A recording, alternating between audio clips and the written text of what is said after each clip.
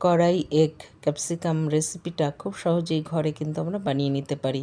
খেতেও হয় ভীষণ টেস্টি, বড় ছোট সবাই খুব মজা করে খায় এটা। তার জন্য ডিমগুলোকে নুন হলুদ মাখিয়ে রেখে দিয়েছি, আর এখানে একটা মশলা করে নিয়েছি। সাদা তিল, কাজু, কিশমিশ, পেঁয়াজ আর লঙ্কার মশলাটা করে রেখে নেব। আর এখানে ডিমগুলোকে লালচে রং ধরিয়ে ভেজে নিয়েছি।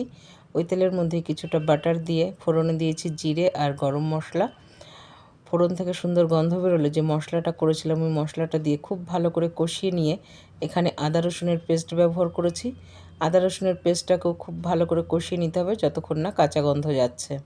কষানো হয়ে গেলে এখানে ধনে পাউডার আর স্বাদ অনুযায়ী নুন দিয়ে আরেকবার খুব ভালো করে কষিয়ে নেব। কষানো হয়ে গেলে এখানে উষ্ণ গরম দুধ আমি ব্যবহার করেছি।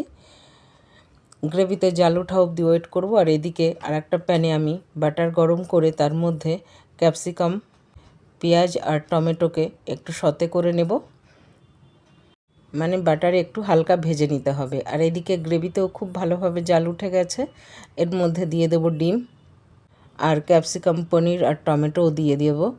আর এর উপরে সামান্য কাসুরি মেথি, চিলি ফ্লেক্স আর ফ্রেশ ক্রিম দিয়ে ব্যাস নেড়ে চেড়ে নিলেই কিন্তু একদম ডান সার্ভ করার জন্য।